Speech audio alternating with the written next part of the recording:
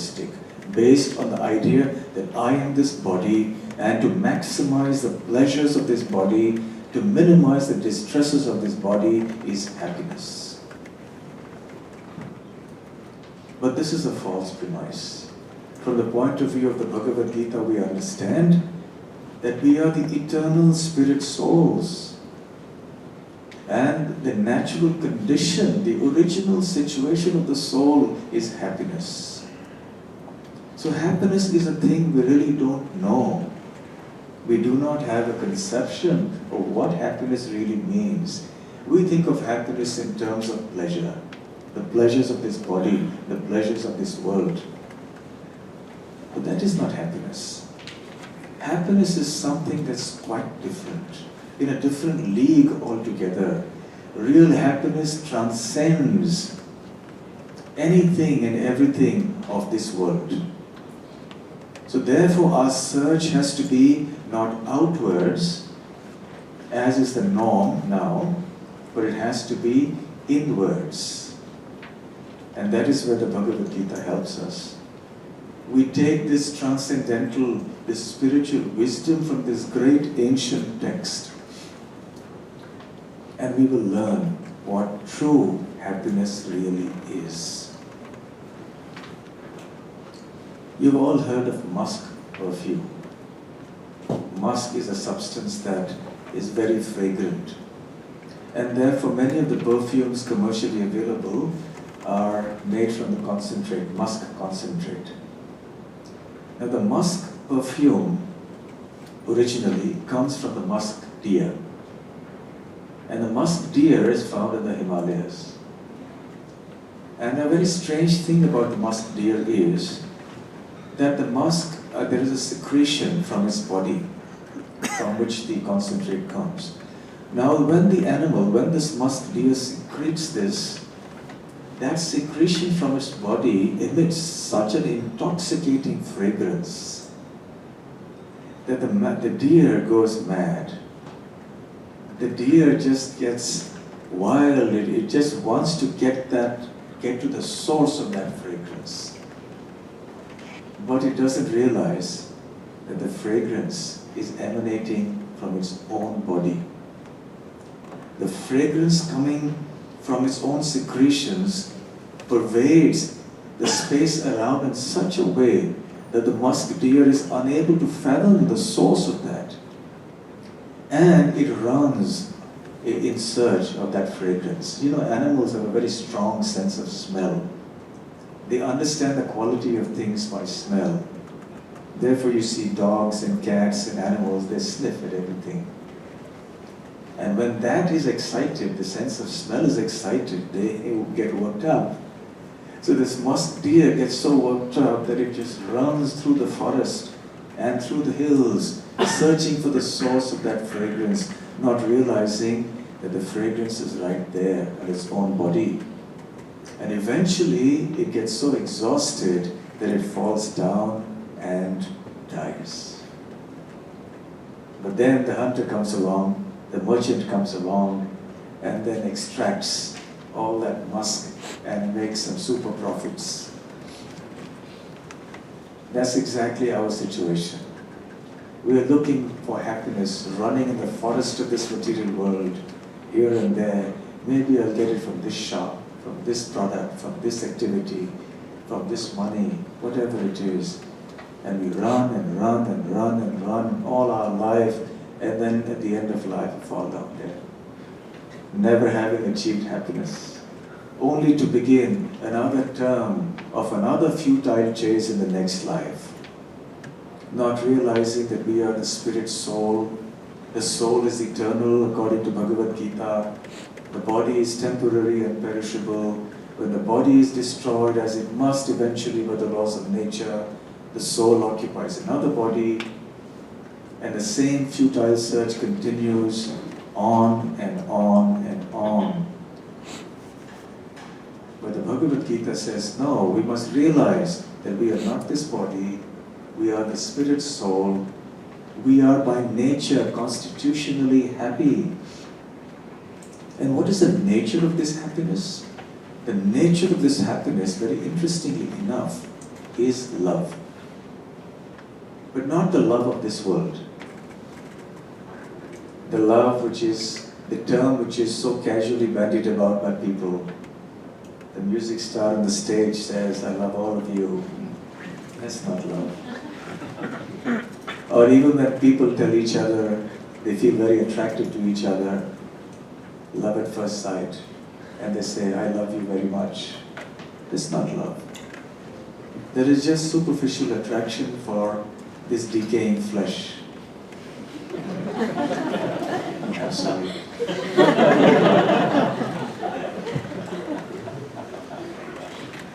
Am I being too harsh? That is why you have a multi-billion-dollar cosmetic industry. You have a multi-billion-dollar fashion industry to hide the truth. We don't want to face the truth because it is so inconvenient.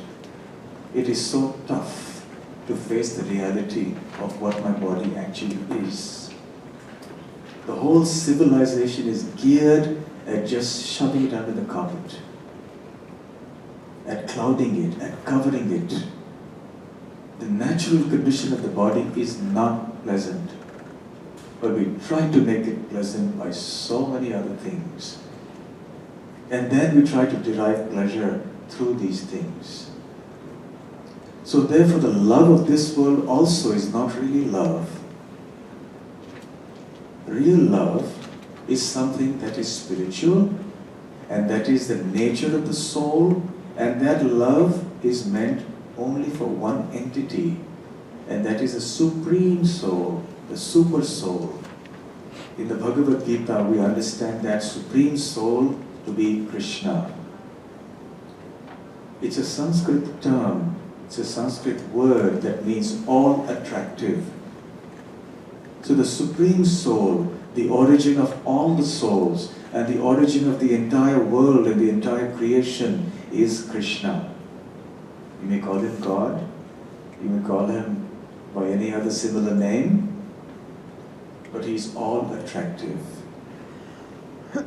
In the Bhagavad Gita, Krishna introduces himself. The word Bhagavat means coming from Bhagavan. Bhagavan means God, the source of everything, the possessor of all opulences to an unlimited degree. And Gita means a song. So the Bhagavad Gita literally means the song of God. So Lord Krishna speaks this sublime philosophy to his dear devotee and friend Arjuna. And he introduces himself as the origin of everything, the source of everything and everyone. He is the object of ultimate knowledge. Real knowledge means to know him, our source. Knowledge of this world is also important, undoubtedly, but it is relative knowledge. It is not, shall we say, happiness knowledge. It is bread and butter knowledge. But happiness knowledge is to know about Krishna, because Krishna is our source. We come from him. And the soul has an eternal relationship of love with that eternal Supreme Soul, Krishna, the ultimate spiritual entity. This relationship of love is synonymous with happiness. So on the spiritual platform, happiness is love and love is happiness.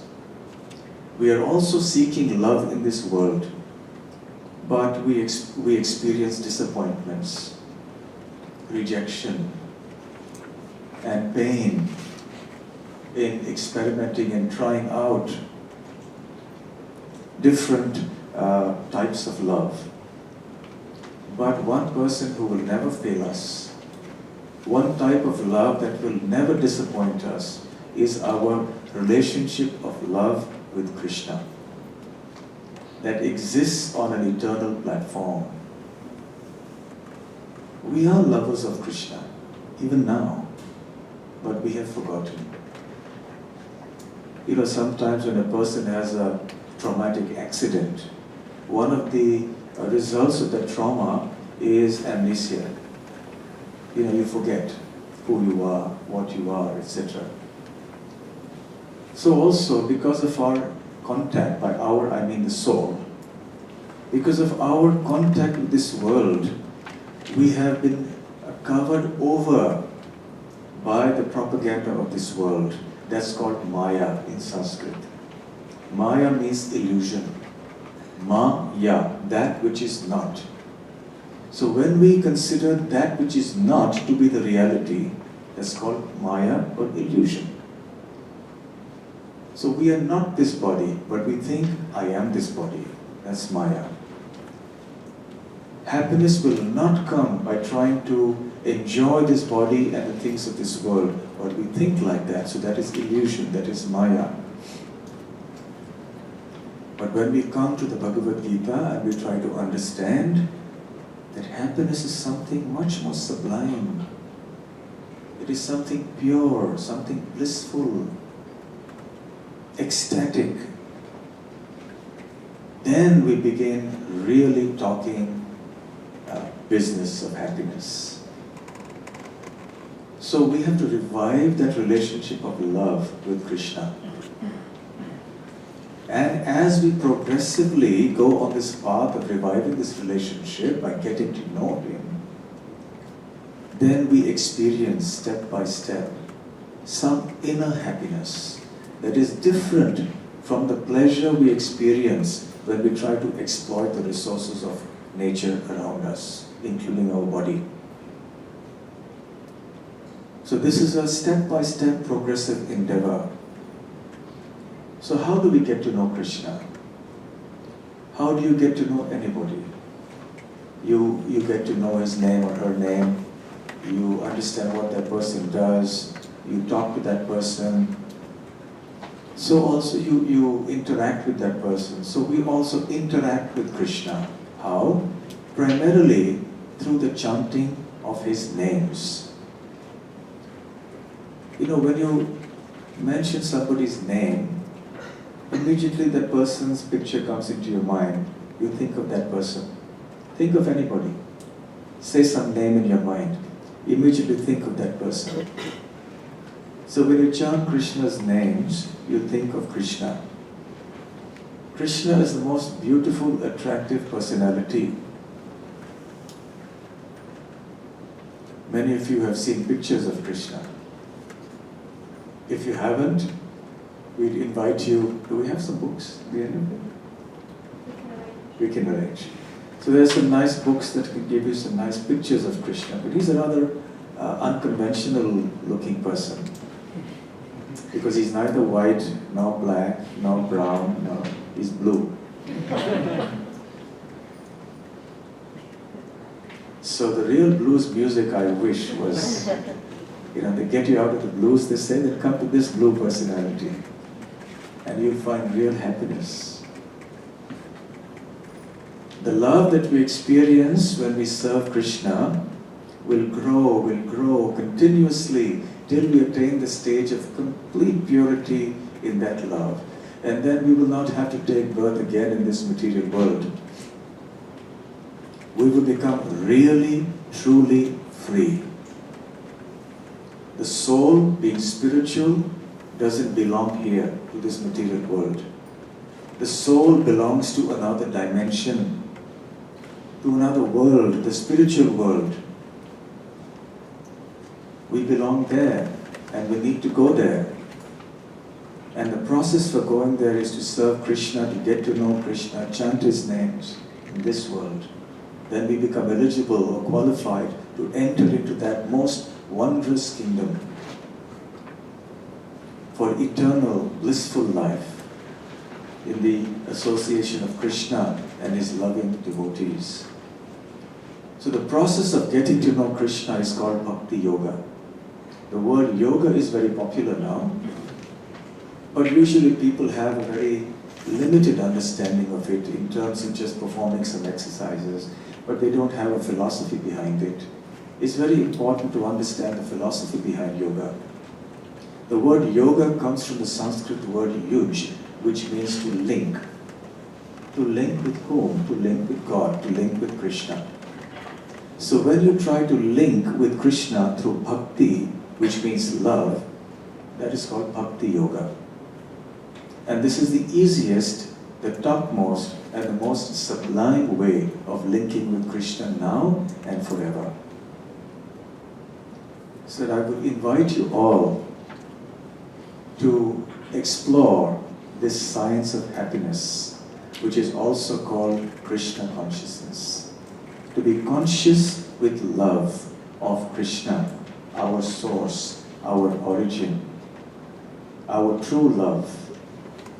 Here is that love affair you've been always looking for in all these millions of lives in this material world.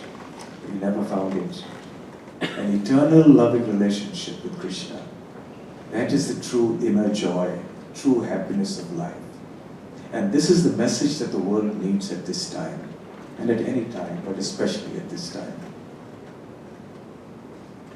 For those of you who are not familiar with the science of Krishna consciousness, I would heartily invite you and encourage you to commence this most exciting journey. There are many in this room who would be happy to assist you. And for those of you who have already embarked on this journey, please continue on and share the happiness, the true happiness that you're experiencing in the course of this journey with others. I'd like to thank the Veda London and the ENY Hindu Forum for jointly having organized this program. It's always a pleasure to be here, and especially with such an attentive audience. And as I looked around, I saw that not a single person nodded off to sleep. That gives me a little happiness too. So thank you for being such an attentive and patient audience.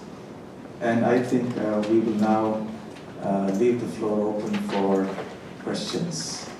Feel free to ask any questions, and I will try to answer them.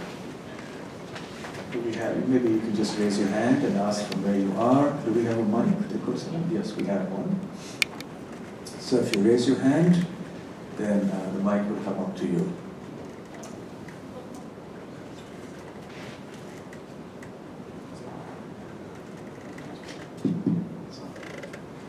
Thank you for a wonderful class. You rightly pointed out lots of defects with the modern way of living.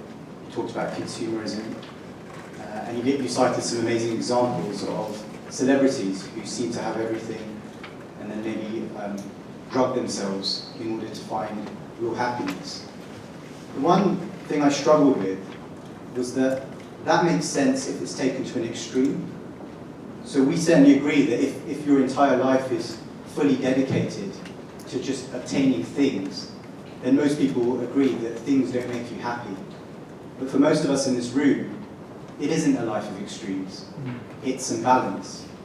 And those things, that new iPhone, there isn't an expectation that it will make us ecstatic, but it makes us happy.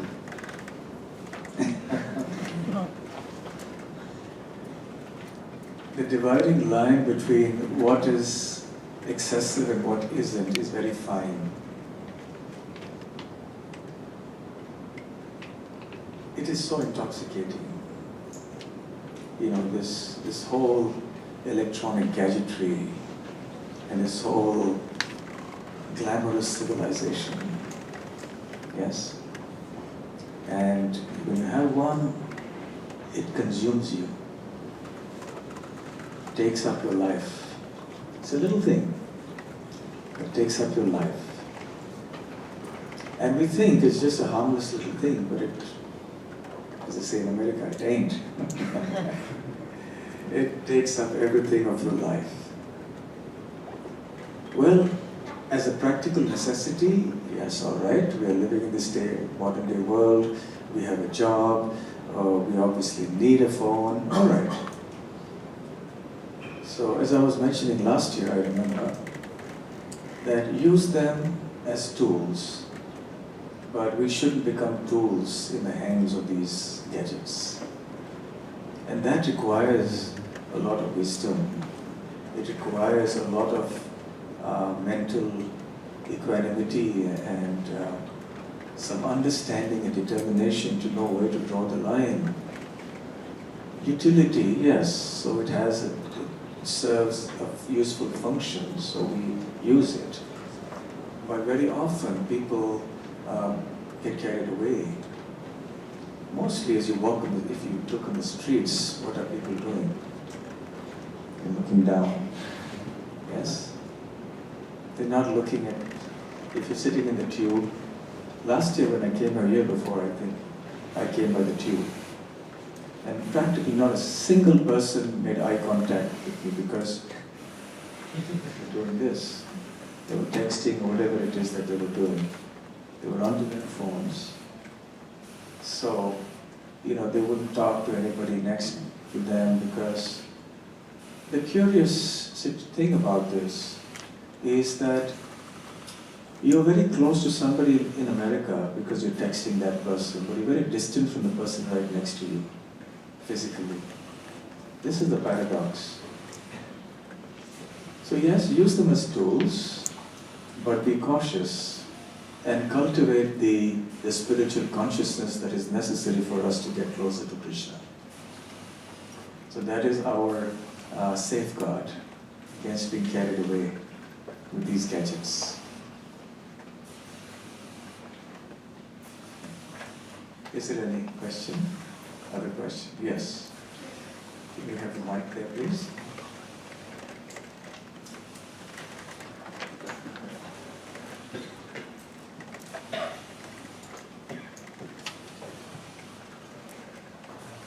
Yeah, we can. I'll try my vocal cords then. Okay, then I think maybe the mic will come to you. Right. So just remember that. Yeah, you have a question? Have a question? Thank you.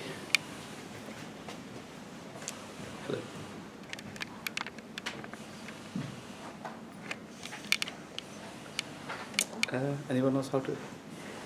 I think it's on. Is it on? Yeah, this is not about iPhone. It's about my personal inquiry within myself every time, every day. Is the purpose of life in my own very personal nature of experiences in my, 40 plus years. I just think sometimes I'm too busy because the very nature, the Maya, or the Ajnana, in my case, is just to keep myself busy in pursuit of one material thing or the other. A couple of years back it was iPhone 6 and now it's iPhone 8 or 7.6 something. So it's incrementally the definition of what I have to go for in my tomorrow's shopping pursuit is changing. But there's something that I'm lacking today. But if I just pan back 5 years ago, whatever I had as a wish list is all really, I've got more than that, about 20 times, about 30 times. So I always, one thing I always use as a measure is my marriage, for example. I can speak about it freely. My wife is a few hundred miles away. I don't know whether it was happiness or happy mass, but there's a lot of happy things there.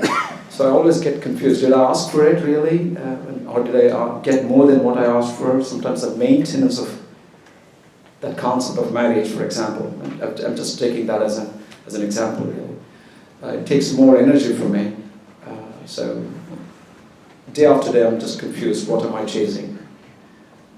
Yes, and your confusion is well founded. You are in the same situation that most people in the world are in. And that was the topic of the talk today.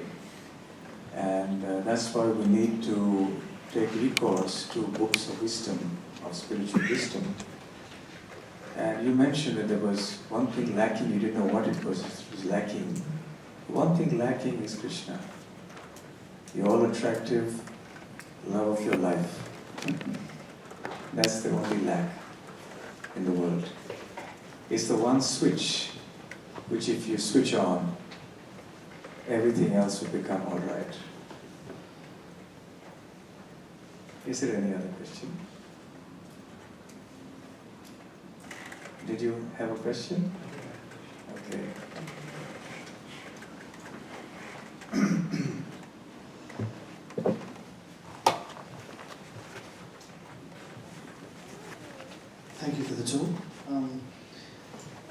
think is some of it seems a fundamental part of human nature. It seems to be innate within us to sort of want that bigger house or the bigger car, and that will make us happier, more space, more holidays. And I think that's how to battle that is hard. That seems to be quite a difficult thing to do. Obviously, there's the idealism of inner happiness, but you can't. There seems to be, and maybe this is mine, seems to be this sort of this feeling that these things will make you happy, and that's quite a hard battle to overcome. Yes, indeed, because the waves of Maya, of propaganda of this world are extremely strong. And therefore we need very strong spiritual company. We need regular spiritual practices which will keep us anchored properly in spiritual understanding, so that we don't get swayed by too many material desires. Naturally, we have to have some desires to live and survive in this world. But as simple a life as is necessary for us is what is good for our spiritual development and eventually for our happiness in life. So we have to temper the desires that well up in our heart with the realism of spiritual knowledge and calm it down and say, well, I may have these ambitions, but ultimately, is it going to help me to be happy? Is it going to help those I love happy? Is it going to make them happy? So therefore, hearing this knowledge, discussing it, reading it, studying it, and applying it in life as a practitioner is the way forward. Okay.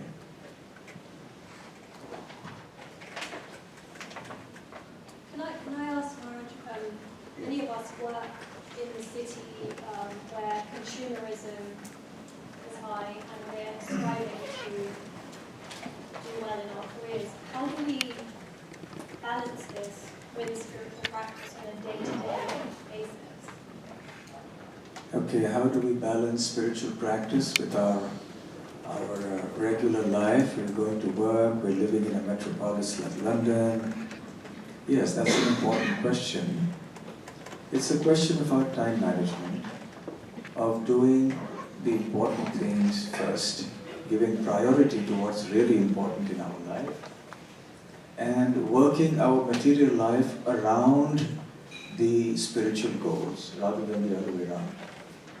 So it's not that we say, well, my life is like this, and then I'll try to squeeze out whatever little time I can for a little spiritual activity here and a little something there.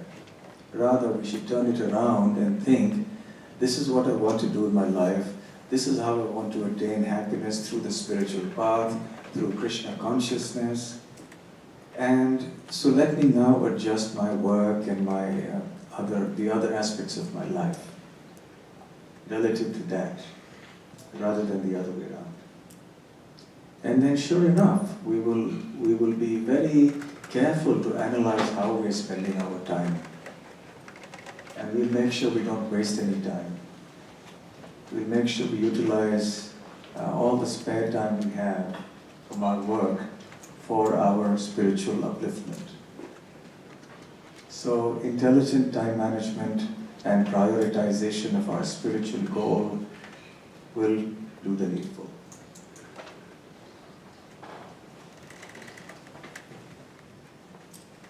Thank you, Maharaj, for a wonderful talk.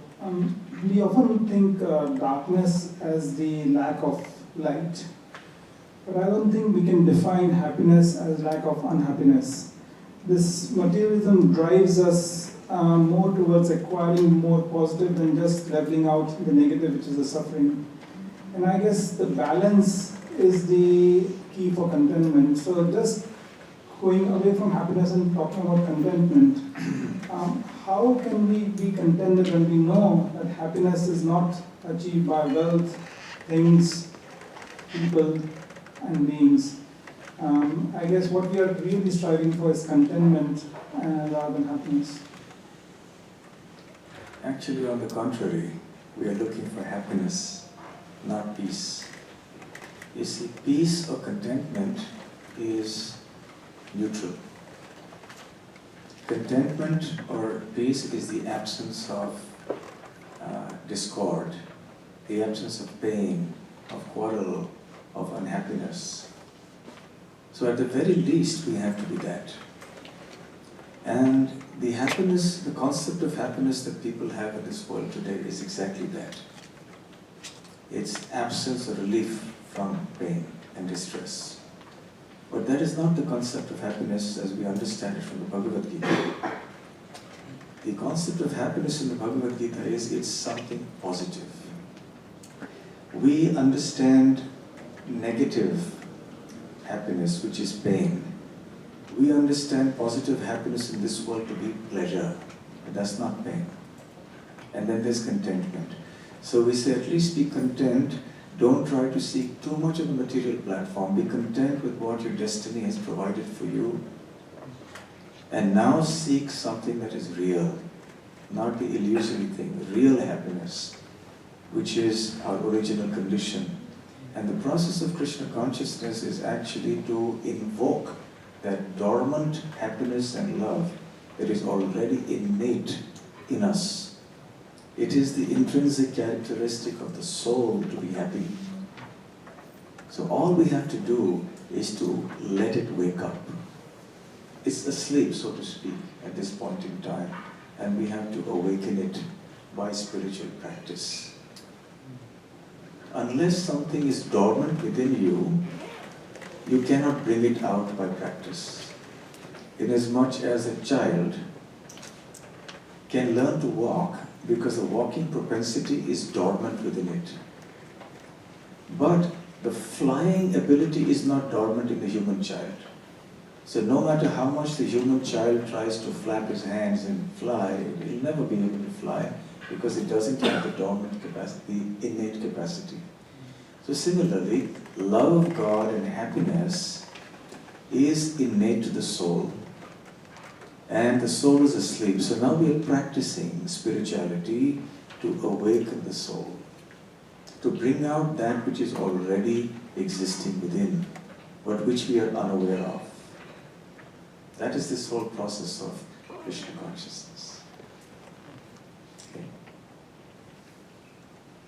Any other questions? Maharaj, I have a question I'd like to ask. Yes. Would you be able to share